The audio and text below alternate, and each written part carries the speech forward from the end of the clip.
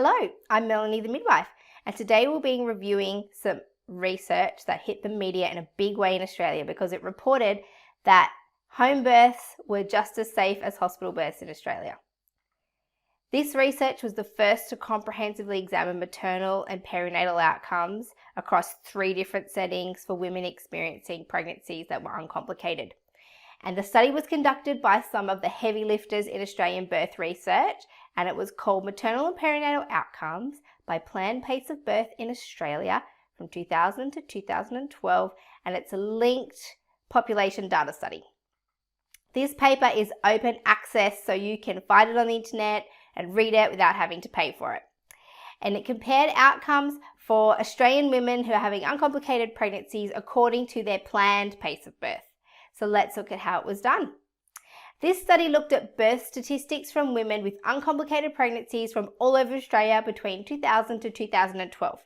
Data from 1,251,450 births occurring in Australia were included. 93.6% of those births were in hospitals, 5.7% were in birth centres, and 0.7% were at a home. The authors used multiple strategies when analysing the data, to ensure that the 3 cohorts were of equivalent risk. So the women who were planning a hospital birth were experiencing an uncomplicated pregnancy, just like the women who were planning a birth centre or home birth. The aim of this research was to look at if planned place of birth would have an impact on the mode of birth, so whether or not they had a vaginal birth or a caesarean, the normal birth rates, labour interventions and procedures during labour and birth, maternal and perinatal complications, and also looked at perinatal mortality, including intrapartum stillbirth and neonatal death. In the end, they found that compared with planned hospital births, the odds of normal labour and birth were over twice as high if you planned a birth centre birth, and nearly 6 times as high if you planned to give birth at home. But that's not the most significant part. The most amazing part is that just by planning to give birth in a birth centre or a home, you significantly increase your chances of vaginal birth without compromising the well-being of your baby.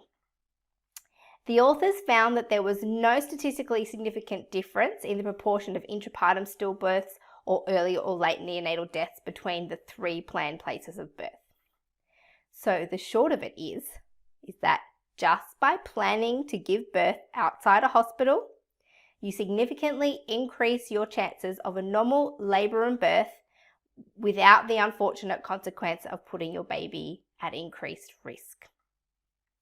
So let's look at the detail and the nitty-gritty of the stats. The normal vaginal birth rate in hospital was 78.6%. In a birth centre, it was 89.2%. And at home, it was 95.2% normal vaginal birth rate. Now, the vacuum extraction rate in hospital was 7.3%, in a birth centre 3.5%, and at home 1.3% vacuum rate. Forceps in hospital was 4.5%, in a birth centre 4.6%, and at home 0.7% chance of forceps birth. Caesarean section once labour was already started was 7.8% in a hospital, 4% in a birth centre, and 2.4% at home chance of having a caesarean section once labour had already commenced. The use of oxytocin to progress labour, which is called oxytocin augmentation, in hospital occurred 16.5% of the time, birth centre 8.1%, and at home 3.4%. Epidural rates were 13.8% in a hospital, birth centre was 6.5%, and at home 3.3%. The rate of women who experienced no tears, so had an intact perineum in hospital, was 26.3%. In a birth centre it was 30%, and at home you had a 47.2% chance of having no tears. And the episiotomy rates in hospital, 17.3%. In a birth centre, 8.3%, and at home, 2.6% chance of an episiotomy. 3rd and 4th degree tears, perineal tears, were in hospital 2%, birth centre 2.4%, and at home 0.9%. So we can see that overall, the further away you get from a hospital, or the further away you plan to be from a hospital for your birth, the less chance you have of interventions and perinatal tears without an increased risk to yourself or your baby.